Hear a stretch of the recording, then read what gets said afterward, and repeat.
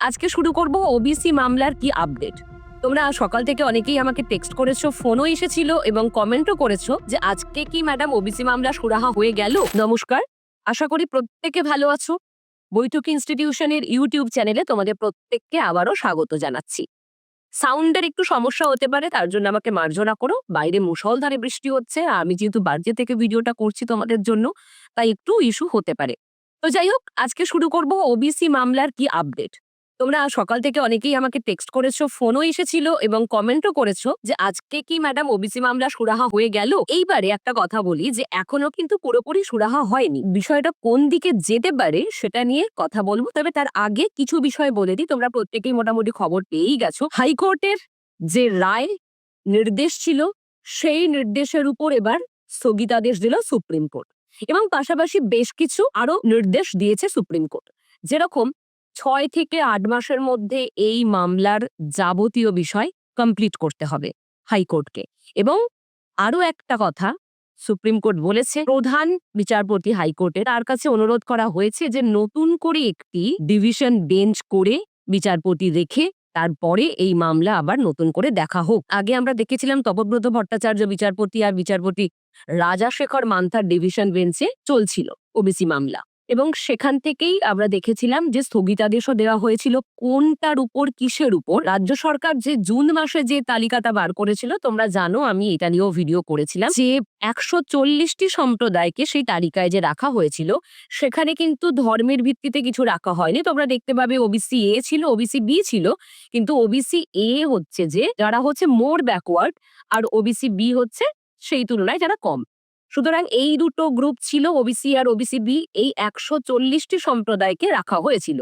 সেই 140টি সম্প্রদায়কে যেটা রাখা হয় তার ওপরেই স্থগিতাদেশ দিয়েছিল হাইকোর্ট। এবার সেই যে স্থগিতাদেশ, সেটা চ্যালেঞ্জ করে সুপ্রিম কোর্টের কাছে যায় রাজ্য এবং কমিশন, এবং তারপর দেখা গেল সুপ্রিম কোর্ট আজকে এই নির্দেশ দিলেন।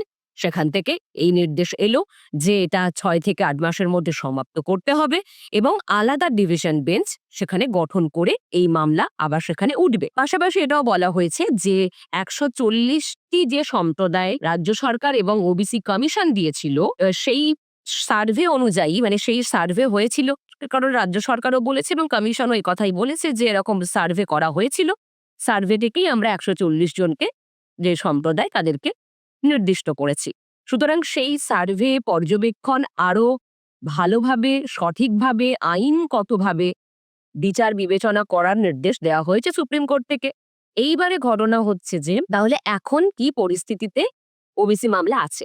দেখো, ঘটনাটা তো খুব ক্লিয়ার যে যেহেতু হাইকোর্টে এই মামলা আবার চলে এলো, সুপ্রিম কোর্ট থেকে ফিরিয়ে দেওয়া হলো ওবিসি মামলা হাইকোর্টে, এবং কিছু নির্দেশও দিয়ে দেওয়া হয়েছে, সুতরাং সেই মতো তো আবার কাজ হবে। তবে হাইকোর্টের বেশ কিছু আইনজীবীদের কথা অনুযায়ী এটাই যে 140টি যে সম্প্রদায়কে রাখা হলো, যে নতুন তালিকা হয়েছিল, সেই নতুন তালিকা অনুযায়ী বলছি, তো সেখানে দেখবে 17% যে সংরক্ষণের হারও ছিল।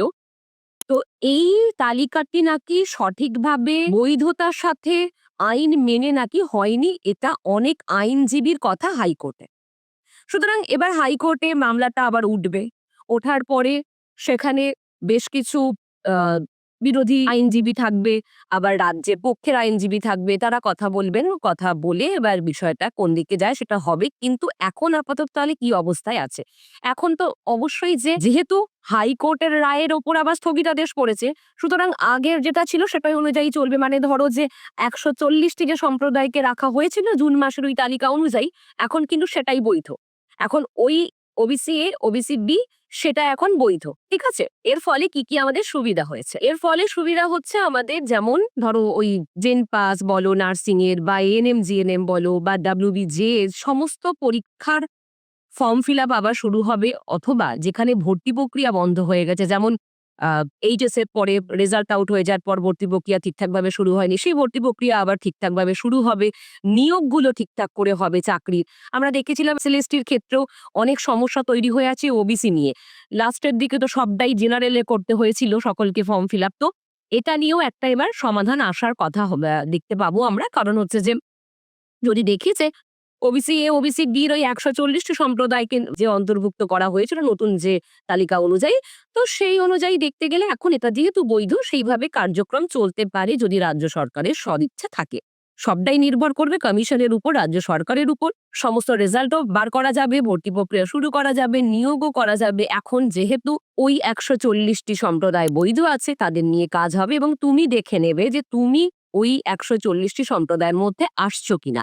আমি ভিডিওটা আগে করেছিলাম যে তালিকা দেখিয়ে, আজকেও দেখিয়ে দিতাম কিন্তু আমি যেহেতু বাড়িতে আছি তাই দেখাতে পারছি না তোমাদের বোর্ডে। তো সেই তালিকাটি আমি ওই ভিডিওটার লিঙ্কটা আমি দিয়ে দেবো তোমাদের। ঠিক আছে? ডেসক্রিপশন বক্সে দিয়ে দেবো লিঙ্কটা। পারলে একবার সেই ওই ভিডিওটা দেখে নেবে গিয়ে যে সেই ১৪০টি সম্প্রদায় কারা, কারা ওখানে আছো। বা তোমরা অনগ্রসর কল্যাণ যে ওয়েবসাইট আছে সেখান থেকেও তোমরা লিস্টটা ডাউনলোড করে দেখতে পারো, অথবা আমি যে আমার কাছে যে পিডিএফটা আছে আমি তোমাদের ওটা সেন্ড করে দেবো। ঠিক আছে? মানে আমি ডেসক্রিপশনে দিয়ে দেবো। অথবা তোমরা যদি WhatsApp এর যে লিঙ্ক বা যে টেলিগ্রামের লিঙ্ক দেওয়া থাকে সেই লিঙ্কে তোমরা জয়েন হতে পারো, সেখানেও পিডিএফটা দেওয়া আছে। ওকে? তাহলে বিষয়টা হচ্ছে যে তুমি নিজে দেখে নেবে যে তুমি ওই এ বা বি এর মধ্যে আছো কিনা, ১৪০টি যে সম্প্রদায় তার মধ্যে তুমি পড়ছো কিনা। ওকে? তোমার কাজ এটা হবে। আর ধীরে, ধীরে কি হচ্ছে, যেমন ধরো ৬ থেকে ৮ সপ্তাহর মধ্যে সব কার্যক্রম সমাপ্ত করতে হবে এই মামলার, এবং সামনের সোমবারই শুনানি আছে। সেই সামনের সোমবারে শুনানিতে কি হচ্ছে সেটা তো আমরা দেখবই। তবে আপাতত যেহেতু এটা বৈধ সেই হিসেবে কাজ কিছুটা এগোতে পারে এবং বেশি তো সময় নয়, মাত্র ৬টা সপ্তাহ, তার আগেও সমাপ্ত হতে পারে। এবার কিরকম কি সার্ভে হয়েছিল, সার্ভের কাগজপত্র ঠিকঠাকভাবে পর্যবেক্ষণ করবেন বিচারপতিরা। তারপরে একদম সঠিক একটা আমরা রায় দেখতে পাবো। মানে ওবিসি মামলা মোটামুটি সমাধানের পথেই ধরে নাও যে এবার একটা সঠিক সুরাহা হতে চলেছে। হ্যাঁ, একটু সমস্যা ছিল, অনেকদিন আগে থেকেই ছিল, সেটা এবার মিটতে চলেছে। ওকে? তাহলে আজকের আলোচনার বিষয় এটাই ছিল। তোমরা অনেকে প্রশ্ন করেছিলে।